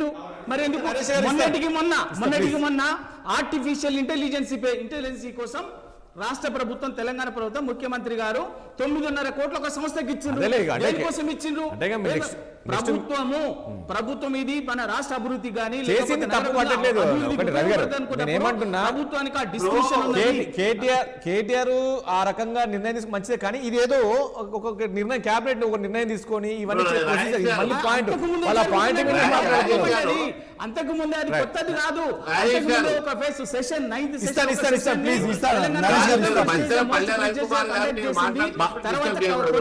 అనుకోకుండా ఆ జరుగుతున్న ప్రాసెస్ లోనే అది స్పాన్సర్ తప్పుకున్నాడు కాబట్టి ఎలక్షన్ సందర్భం కాబట్టి తక్షణమే అది ఇంకొక దగ్గరికి పోదు, మీరు దాన్ని హోల్డ్ చేయండి. ఎలక్షన్ కోడ్ అయిపోయిన తర్వాత నిర్ణయం తీసుకున్నాం అనేటువంటిది ఒక స్పాంటేనియస్ తీసుకున్నట్టే దాని ఎలక్షన్ సందర్భం ఉంది కాబట్టి అదే కదా. కానీ అవినీతి కాదు, కుంభకోణం కాదు, అది బాజాప్తా రాష్ట్ర ప్రభుత్వం ఇచ్చిందని చెప్తున్నాము. వాళ్ళు మాకు మేము తీసుకున్నాం. రైట్. అరే నువ్వు ఎన్నిసార్లు చెప్తావు భయ్ ఇచ్చినావు అని చెప్పేసి? ఏం దానికి లెక్క పత్రం లేదా? నీకు ఎలక్షన్ కోడ్ వచ్చినాక నువ్వు మిస్యూజ్ చేస్తున్నావు. నేను అడుగుతున్నా, 16 లక్షల కోట్లు ఎవరు సొమ్మని చెప్పేసి రద్దు చేసిన 100 సంస్థలకి అది కాదా? అంతకంటే ఆర్థిక నేరం ఏముంది ఈ దేశంలో? అంతకంటే పెద్ద కుంభకోణం ఏమున్నది చెప్పండి. నువ్వు కుంభకోణం చేసినవా లేదా రేపు చట్టం తెలుస్తుంది, ఎంక్వైరీ తెలుస్తుంది, అన్ని తెలుస్తుంది. కానీ నీ పార్టీకి కొత్తగా నీ కంపెనీ ఆడికి గుర్తుకొచ్చింది,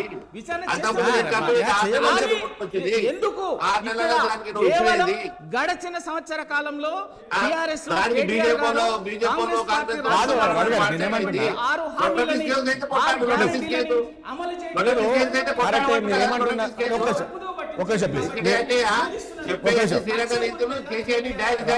మీరు తెలంగాణ మొత్తం ఆగం పట్టించారు కదా. తెలంగాణ మీరంతా అభివృద్ధి చేసి ఉంటే తెలంగాణలో ఇంత రైతులు ఇంతమంది ఎందుకు ఆత్మహత్యలు చేసుకునే వాళ్ళు, ఇంత విద్యార్థులు బలిదానాలు ఎందుకు అవుతుండే, ఉద్యోగాలు లేకుండా సబ్జెక్ట్ వేరే నరేష్ గారు తెలంగాణ ఇట్లా ఎందుకు అయిపోతుండే? ఇవాళ తెలంగాణలో 2014 కంటే ముందు ఆత్మహత్యలు ఎట్లా ఉంటే ఇవాళ పరిస్థితి ఏందో చెప్పండి. 2014 వరకు ఇక్కడ ఉన్నటువంటి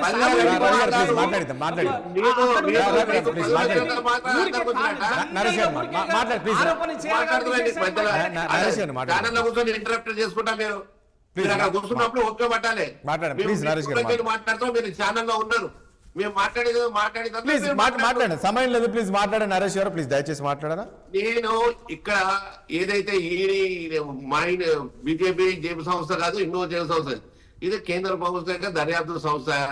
ఎన్ఫోర్స్మెంట్ డైరెక్టర్ అనేది ఏదైతే ఫైనాన్షియల్ సంబంధించిన ఏ రాష్ట్రంలో ఎక్కడైనా అవకతవకలు జరిగినప్పుడు న్యాచురల్ గా వాళ్ళు ఇన్వాల్వ్ అవుతారు. దాంట్లో భారతీయ జనతా పార్టీ ఉందని చెప్పేసి ఆరోపణలు చేయడం కరెక్ట్ కాదు.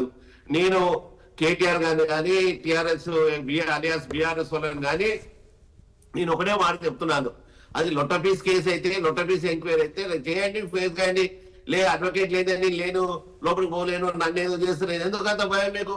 సరే అడ్వకేట్ కనుచూపు మేరల్లో కూర్చోబెట్టుకోమని చెప్పారు, కూర్చోబెట్టుకొని ఫేస్ చేయండి, అది దాని పట్ల. కానీ అంతేగాని ఇప్పుడు ఒక సంబంధించిన ఒక 50 కోట్లు 45 కోట్ల నుంచి మళ్ళీ 9 కోట్లు నీకు ఆర్బీఐ అనుమతి తీసుకోవు, నీ ఇష్టం ఉన్నట్టు చేస్తావు. ఏదైతే ఎందుకు ఈ రోజు మరి కేంద్ర ఎలక్షన్ కమిషన్ ఎలక్షన్ నోటిఫికేషన్ వేసిన తర్వాత కోడ్ అమల్లోకి తీసుకొస్తుంది, ఇవన్నీ ఉంటాయి కోడ్, అవన్నీ అమలు చేసి ఏం చేయాలో గవే చేయాలి. నీ ఇష్టం ఉన్నట్టు చేస్తే ఇట్లా మళ్ళీ అధికారంలోకి నేను వస్తా అంటే ఏందన్నట్టు? అంత రాజకీయమా? అంత ఓవర్ కాన్ఫిడెన్స్ ఏంది నీకు? ఉంటది, రాజకీయ పార్టీకి ఉంటుంది. ఇప్పుడు మన మీకు లేకుండా మేము అధికారంలోకి వస్తాం తెలంగాణలోనే ఉంటది, ఎవరికి ఉండదు? ఇప్పుడు ఎవరికైనా ఉంటుంది, మేమే అధికారంలోకి వస్తామనేది, అది ఓవర్ కాన్ఫిడెన్స్ ఎందుకు అనుకుంటాం? నమ్మకం అనుకోవచ్చు కదా. ఇప్పుడు మొన్నటి వరకు ఓవర్ కాన్ఫిడెన్స్ ఏంటండి? ఓవర్ కాన్ఫిడెన్స్ కాబట్టి కదా ఏదైనా వచ్చిన తర్వాత నమ్మకం ఏంది దాని మీద నువ్వు ప్రజా ఎట్లా ఆఫీసర్లు ఈ రోజు నీ వల్ల ఆఫీసర్లు బలి అయిపోయారు. సార్ ఇది నిబంధనలకు వ్యతిరేకం సార్ అని చెప్పేసి కూడా వాళ్ళు చెప్తుంటే కూడా ఏం కాదు నేను చూసుకుంటా, ఎట్లా చూసుకుంటాను? చట్టానికి అతిథుడు వాళ్ళు, ఓకే చూద్దాం. రామ్మోహన్ రావు గారు ఎట్లా ఉంటుంది ఈ రోజు కేటీఆర్ విచారణ? పల్లె రవికుమార్ లాంటి జర్నలిస్టులు మేధావులు కూడా ఈ రోజు వెనక తీసుకురావడం చాలా బాధాకరమైన రోజు. Okay please. కేసు నడుస్తున్నది, చట్టం తన పని తాను చేసుకపోతుంది. హైకోర్టు కూడా 1-2 ఆర్డర్స్ ఇచ్చింది. నిన్న మొన్న కేటీఆర్ గారు కేకే గడప దిగే గడప అవుతున్నది. సుప్రీంకోర్టులో కూడా ఒక పెండింగ్ ఉంది పెట్టాను, ఇది మన స్క్రాచ్ పిటిషన్ సుప్రీంకోర్టులో వేశారు, రేపో ఎక్కడో వస్తుంది. ఇవాళ విచారణ గోమన్నది కోర్టు. ఎందుకంటే కోర్టులు ఏం చేస్తాయి రాజేష్ గారు, ఎక్కువ మఫ్సల్ కింది కోర్టులో ఏమైందంటే కేసులో శిక్ష వేసిన దానికన్నా అక్విటేజ్ చేయడం ఈజీ అనుకుంటారు. ఎందుకంటే శిక్ష వేస్తే వాడు అప్పీల్ పోతాడు, పోతే అక్కడ ఏమైనా మనం తీర్పులో తప్పు ఉందేమో అని అనుకుంటారు. ఇక్కడ ఇటువంటి దగ్గర హైకోర్టు ఏం చేస్తుందంటే విచారణ జరిగిన ఇప్పుడు స్పాష్ ఆమోదించారు అనుకోండి, సుప్రీంకోర్టు పోతుంది గవర్నమెంట్, అప్పుడు సుప్రీంకోర్టులో మళ్ళీ కొర్రీస్ ఏముంటాయో, ఎందుకు అనవసరంగా విచారణ జరపని కూడా ఇచ్చిందని నేను అనుకుంటున్నాను. ఒకటి అడ్వకేట్ ని తీసుకుపోయే క్రమంలో చూడమన్నారు, 3rd డిగ్రీ మెథడ్స్ ఏమన్నా ప్రయోగిస్తారా అని కూడా అడిగింది జోక్ గా మన హైకోర్టు జడ్జి అడిగారు. ఒక చిన్న నాది ఒక చిన్న ఇంటరాప్ట్ అవుతాను నేను. రామ్మోహన్ రావు గారు ఒక పాయింట్ చెప్పండి. కేటీఆర్ మొన్నటి నుంచి ఒకటి ఏమంటాడంటే, లేదు నేను ఈ పోలీసుల నమ్మకం లేదు, నేను అడ్వకేట్లు ఉండాలి నా పక్కల అనేది అన్నాడు కదా. నేను ఒకటి అడుగుతా, ఇప్పుడు పోలీసు ఏసీబీ అధికారులు ఎట్లా ఏంటంటే స్టేట్మెంట్ రికార్డ్ చేసినప్పుడు ఖచ్చితంగా స్టేట్మెంట్ రికార్డ్ చేసినాక కేటీఆర్ సిగ్నేచర్ ఎవరైతే ఉంటారో ఆ సిగ్నేచర్ ఉంటుంది కదా. ఉంటుంది కదా. సో అలాంటప్పుడు ఒకవేళ తప్పుడు స్టేట్మెంట్ రికార్డ్ చేస్తే అక్కడ కేటీఆర్ అయితే చూస్తారు కదా, సిగ్నేచర్ అయితే చేయరు కదా. ఉంటుంది చెప్తా. అందుకనే ఇప్పుడు అనుముచ్చట బయట చెప్తారండి. ఎట్లా అంటాడు నాకు ఇక్కడ అర్థం కాలే. ఇప్పుడు అధికారులు కూడా ఆలోచిస్తారు కదా, ఎందుకు మనకు ఈ టెన్షన్ అది, తప్పుడు స్టేట్మెంట్ రికార్డ్ చేస్తారు. నాకు సేమ్ ఆ రోజు ఏదైతే నరేందర్ రెడ్డి స్టేట్మెంట్ రికార్డ్ చేశారు, అక్కడ ఆయన స్టేట్మెంట్ రికార్డ్ చేసిన ఖచ్చితంగా ఆయన సిగ్నేచర్ ఉంటుంది, నాకు తెలిసి ఉంటుంది కదండి. చేయడు కదా. రాజేష్ గారు ప్రస్తావన వచ్చింది కాబట్టి నేను మాట్లాడుతున్నాను. రామ్మోహన్ గారు మాట్లాడిన తర్వాత రామ్మోహన్ రావు గారు పాయింట్ ఒక్కసారి మాట్లాడు రామ్మోహన్ రావు మాట్లాడండి. 161 స్టేట్మెంట్ కు లీగల్ శాంటిటీ లేదు. రేపు కోర్టుకు పోయిందా ట్రయల్ కోర్టు దాన్నే పాటిస్తే మరి ట్రయల్ ఎందుకు? కానీ ట్రయల్ లో మళ్ళీ వీళ్ళేం చెప్తున్నారు వాళ్ళు ఏం చెప్తున్నారు చూసి 161 స్టేట్మెంట్ బేస్ తీసుకుంటారు తప్ప దాని లీగల్ శాంటిటీ ఉండదు. రేపు పొద్దున వీళ్ళంటే ప్రాసిక్యూషన్ వాదిస్తారు. అన్నిటికన్నా ముఖ్యమైనది మన భారతదేశంలో విక్టిమాలజీ లేదు, ప్రాసిక్యూషన్ ప్రూవ్ చేయాలి. ఇప్పుడు ఈ కేసులో ప్రాసిక్యూషన్ ఎక్కడ అవినీతి జరిగిందని ప్రూవ్ చేయాలి. ప్రూవ్ చేస్తే చేయకపోతాడు. అందుకనే ఎక్కడైనా సరే మన 55 కోట్ల 40 కోట్ల 30 కోట్ల కాదు, 3 రూపాయలు దుర్వినియోగమే తప్పే. ప్రజాధనం దుర్వినియోగం కావద్దు. దీనిలో కేసు నడిపిద్దాం. అనవసరంగా రాజకీయ ట్రయల్ మీడియా ట్రయల్ చేస్తే మన కోర్టు కాదు కదా, కోర్టులో చూసుకుంటే రేపు పొద్దున నేను అంటున్నాను ఏదైనా సరే ఇప్పుడు నొట్టబేస్ కేసు అన్నా ఏమైనా సరే కోర్టు చుట్టూ తిరగాల్సి వస్తుంది కదా. కోర్టు ఎందుకంటే న్యాయం కోసం తిరుగుతారు. పౌరుని హక్కు అంటున్నాను. ఎందుకు పోయిండు అంటే పౌరుని హక్కు పోతారు ఎవరైనా కూడా. అందుకని ఇక్కడ చాలా గందరగోళాలు జరిగినాయి. ఆ గందరగోళాల్లో ఇదొకటి అనుకుంటున్నాను, చిన్నది దీన్ని పట్టుకొని చేస్తున్నారు అన్నాను. కానీ ప్రొసీజర్ ఆస్పెక్ట్ లో మాత్రం ఇలా లోపం జరిగింది. దీనికి ప్రజాప్రతినిధులు బాధ్యత వహిస్తే రేపు ఏ గవర్నమెంట్ వచ్చినా ప్రతి దానికి రేపు రాజకీయ నాయకులు బాధ్యత వహించాల్సి వస్తే కాదు. ఇక్కడ ఒక పాయింట్, ఇప్పుడు కేటీఆర్ రామ్మోహన్ రావు ఇక్కడ ఒక పాయింట్, రామ్మోహన్ రావు రాజశేఖర రెడ్డి గారి హయాంలో శ్రీలక్ష్మి పోయిండ్రు, బీపీ ఆచార్య గారు, రాజశేఖర రెడ్డి గారు పోలే కదా. విధాన నిర్ణయాలు ప్రభుత్వాలు చేస్తాయి, విధాన నిర్ణయాలు రాజకీయ నాయకులు దాన్ని పట్టించుకుంటారు. దాన్ని ప్రతిదాన్ని ఇట్లా తీసుకుంటా పోతే ఎవ్వరు అసలు అదే హైకోర్టు అన్నమాట, నేను అన్నది కాదు. హైకోర్టు అన్నమాట ఏంటంటే ప్రతిదానిలో రాజకీయ నాయకులు ఇచ్చుకుంటా పోతే రేపు పొద్దున్న ఓనలు ఇప్పుడు ఏమంటున్నారు, ఓనలే కదా ఆయన ఆర్డర్ ఇచ్చింది. నేను ఏమంటున్నా ఒకటి రామ్మోహన్ రావు ఇక్కడ ఒక పాయింట్ ప్లీజ్. ఏంటంటే ఇప్పుడు కేటీఆర్ పైన వచ్చిన అభియోగాలు ఏవైతే ఉన్నాయో ఈ అభియోగాల నేపథ్యంలో అధికారులు జైలుకి వెళ్ళే అవకాశం ఉంటుందా లేక కేటీఆర్ వెళ్ళే అవకాశం ఉంటుందా? ఈ రోజు జరిగే విచారణ బట్టి చూస్తే 99% అధికారులే జైలు పోతారు. ఎక్కడైనా తప్పుదారి సంతకం పెట్టుంటే ఎవరు ఆర్డర్ ఇష్యూ చేసి నాకు నేను చెప్తున్నాను కదా అని రిలీజ్ ద ఫండ్స్ అని పెడితే మాత్రం కేటీఆర్ కూడా కష్టం వస్తుంది. చివరిగా ఏం చెప్తారు రవి గారు? నేను ఇంతమంది అడిగింది ప్రతిసారి కేటీఆర్ అంటే నాకు నేను ఇంతమంది చెప్పాను కదా, ఏం చెప్తారు రాజేష్ గారు? ఎందుకు అంటే అడ్వకేటు అన్నది ఎందుకంటే ఒకటి ముందుగా లీగల్గా కూడా ఏంటంటే ఒక not only KTR, not only రేపు సంబడి ఎల్స్, ఈ దేశంలో విచారణ సందర్భంలో ఏదైనా నోటీస్ ఇచ్చినప్పుడు ఎవరైతే నిందితుడు ఉంటారో నేర ఆరోపణ ఎదుర్కొంటున్నటువంటి వాళ్ళు విచారణకు హాజరయ్యే సందర్భంలో అడ్వకేట్తో పోయే అవకాశాన్ని మన రాజ్యాంగం ఆర్టికల్ 21 అవకాశం కల్పించింది. ప్రతి పౌరుడికి, ఎవరీ కామన్ మ్యాన్ అవకాశం కల్పించింది. అది రెండు. ఇక్కడ కేటీఆర్ గారు దాన్ని ఎందుకు అడగటానికి సందర్భం అంటే డే 1 నుంచి కేటీఆర్ గారి మీద అధికారంలోకి వచ్చిన రోజు నుంచి రకరకాల సందర్భాల్లో కేటీఆర్ గారి మీద అక్రమ కేసు బనాయించి జైల్లో పెట్టాలి అన్నది ఒకటి రాజకీయ కక్షపూరితమైనటువంటిది ప్రతీకారం జరుగుతున్నది, అది స్పష్టం. ఎందుకు అంటే మనకు ఆ రోజు ఆయన సొంత బహుమర్ది రాజు పాకాల గృహప్రవేశానికి సంబంధించినటువంటి పార్టీ ఫ్యామిలీ పార్టీ జరుగుతుంటే దాన్ని రేవ్ పార్టీ అని చెప్పి ఆ రోజు ఎక్సైజ్ ఆఫీసరే స్వయంగా ఇక్కడ ఇటువంటి డ్రగ్స్ ఆనవాలేదని అధికారికంగా చెప్పింది, పంచనామా రిపోర్ట్ ఇచ్చింది. అయినప్పటికీ కూడా ఇంటి మీద దాడి చేసి ఏదో చేయాలని చెప్పేసి బనాయించాలని చూస్తే కూడా అప్పుడు అప్రమత్తం కూడా అయిపోయింది. తర్వాత ఇంకా చాలా సందర్భాలు ఉన్నాయి. ముఖ్యంగా లాగచర్లలో మాజీ ఎమ్మెల్యే నరేందర్ రెడ్డిని స్టేట్మెంట్ ఇచ్చినప్పుడు ఆయన స్టేట్మెంట్ ఇవ్వకుండానే కొన్ని సందర్భాల్లో ఏం చేస్తారంటే కన్ఫెషన్ టైంలో పోలీసులు ఒత్తిడి చేసి సంతకాలు చదువుకునే అవకాశం. జాగ్రత్తగా నరేందర్ రెడ్డి నేను కన్ఫెషన్ ఇవ్వకపోయినా కూడా కేటీఆర్ చెప్పినందుకు ఏదైతే జరిగింది, దాడి జరిగింది అని ఆయన స్టేట్మెంట్ ఇచ్చి అది విషయం తెలిసినటువంటి నరేందర్ రెడ్డి గారు మెజిస్ట్రేట్ ముందు చెప్పినారు, పొలిటికల్ స్టేట్మెంట్ ఇవ్వలే, దీంతో నాకు సంబంధం లేదు అని చెప్పి మెజిస్ట్రేట్ ముందు చెప్పిన తర్వాత Okay. రిజిస్ట్రేట్ అదంతా అప్పుడు సో అది కేటీఆర్ కి అనుమానం అన్నమాట. ఇవాళ కేటీఆర్ గారు కూడా ఇవాళ కూడా ఎందుకు అంటే ఆ. అక్కడ విచారణ ఏసీబీ విచారణ ఏంటి సందర్భంలో ఆ విచారణ ఉందో ఒత్తిడి చరణ్- చేసి ఇంకేదైనా చేసి చరణ్ కౌశిక్ ఆయనకు గారు- సంబంధం లేకుండా సంతకం పెట్టించుకొని ఇంకోటి అంటే చేసేటటువంటి నేనేమంటే అధికారులు అంత అటువంటి సాహసం- కుట్ర చేసే ఆధార్ రాజకీయ గారు. కుట్ర ప్రతీకారంతో చేస్తున్నారు కాబట్టి చూశాను కానీ. అన్ఫెయిర్ గా ఉంది కాబట్టి ఖచ్చితంగా అడ్వకేట్ సమక్షంలోనే అని చెప్పేసి నేను పట్టుబడి అన్నది ఏంటంటే ఈ మధ్య అయితే రాజ్యాంగం అనుమతించినటువంటి వాస్తవమే మీరు అన్నది, కానీ- ఆర్టికల్ 21 ప్రకారంగా అడ్వకేట్ అనుమతించకపోవడానికి అధికారులు అంత సాహసం చేస్తారా నేను అంటున్నా కేటీఆర్ విషయంలో జరిగింది కదా సరే కేటీఆర్ అంత సాహసం చేస్తారా అనేది లగచర్ల దగ్గర నరేందర్ రెడ్డి ఆయన అయితే చదువుకున్నాడు కదా చదువుకుంటాడు కదా ఏంటి మీరు రాసింది ఏంటనేది ప్లీజ్ సమయం లేదు చరణ్ కౌశిక్ గారు ప్లీజ్ ప్లీజ్ సమయం లేదు ప్లీజ్ ఒక్క నిమిషం చరణ్ కౌశిక్ గారు ఈ ఆరోపణ ఏం చెప్తారు చరణ్ కౌశిక్ గారు సార్ ఇప్పుడు ప్రధానంగా ఇక్కడ నిన్న జరిగినటువంటి విచారణలో లక్ష్మీ నరసింహారెడ్డి గారేమో అరవింద్ కుమార్ గారేమో కేటీఆర్ మీద కేటీఆర్ గారు మౌఖిక ఆదేశానుసారం మేము ట్రాన్స్ఫర్ చేసినామని చెప్పిండు చాలా స్పష్టంగా. అవును. అదే కాకుండా ఇక్కడ కేటీఆర్ గారికి ఉన్నటువంటి హక్కులను ఎవరు హరిస్తలేరు. వారు కోర్టు అనుమతి ఇవ్వడం తోటి అడ్వకేట్ గారిని అనుమతిస్తా ఉన్నారు. అదే కాకుండా ఇప్పుడు పోలీసు వాళ్ళు కాంగ్రెస్ ప్రభుత్వం వచ్చిన తర్వాత మేము కొత్తగా ఏ పోలీసు వారు నియమించుకోలేదు. మీరు ఆ రోజు ఏం చేసి 1200 కోట్ల రూపాయలు పెట్టి కమాండ్ కంట్రోల్ కడుతున్నాం. తెలంగాణ పోలీస్ అంటే ఫ్రెండ్లీ పోలీస్ అని చెప్తా ఉన్నారు. Okay. ఆనాడు పెళ్లి పోలీసు ఈ రోజు ఎట్లా శత్రువు అయిపోయిండు. Okay. అంటే పోలీసు వాళ్ళని మరి ఇంత నమ్మకం కూడా కోల్పోయే పరిస్థితి. అదే చూద్దాం రాయేష్ కోల్పోయే పరిస్థితి. Please. రాయేష్ నరేష్ గారు, please, సమయం లేదు. సమయం లేదు, please.